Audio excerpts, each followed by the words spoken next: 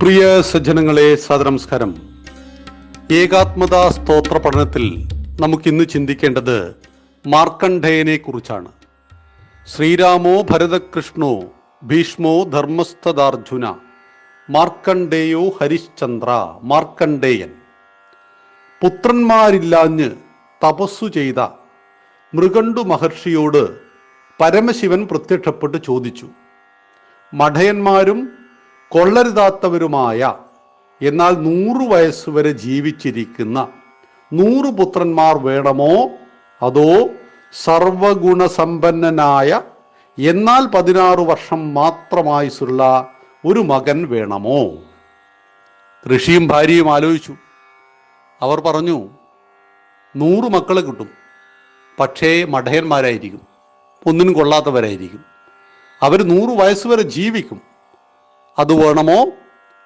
അതീവ ബുദ്ധിശാലിയായ അതിവിനയമുള്ള സൽഗുണസമ്പന്നനായ ഒരു മകനെ ലഭിക്കും, പക്ഷെ 16 വയസ്സുവരെ ജീവിക്കുള്ളൂ.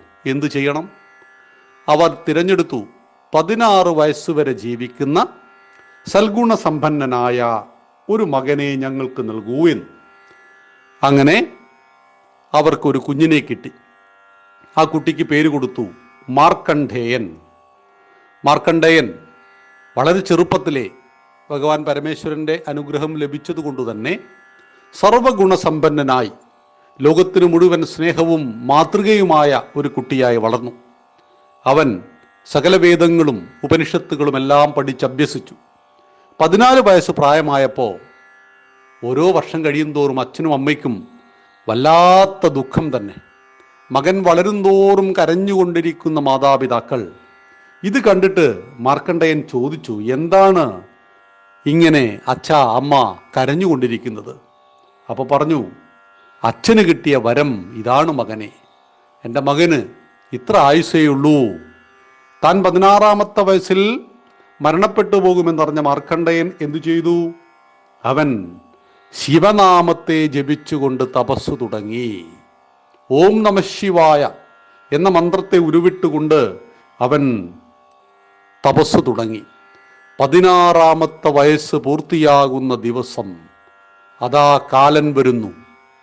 കാലൻ കയറുമായി വന്നു. അപ്പോൾ മാർക്കണ്ഡേയൻ എന്തു ചെയ്തു? ശിവലിംഗത്തെ കെട്ടിപ്പിടിച്ചുകൊണ്ട് കരഞ്ഞു. ശിവലിംഗത്തെ കെട്ടിപ്പിടിച്ചിട്ടും കാലൻ എന്ത് ചെയ്തു? കാലന്റെ കഴുത്തിലെ കയറ് മാർക്കണ്ഡേയന്റെ കഴുത്തിലിട്ട് ശിവലിംഗത്തോടൊപ്പം മാർക്കണ്ഡേയനെ വലിച്ചു കൊണ്ടുപോയി. ഭഗവാൻ പരമശിവൻ പ്രത്യക്ഷപ്പെട്ടു തൃക്കണ്ണ് തുറന്ന് കാലനെ ഭസ്മീകരിച്ചു കളഞ്ഞു. അങ്ങനെ മാർക്കണ്ഡേയനെ അച്ഛനും അമ്മയ്ക്കും തിരിച്ചു കൊടുത്തു.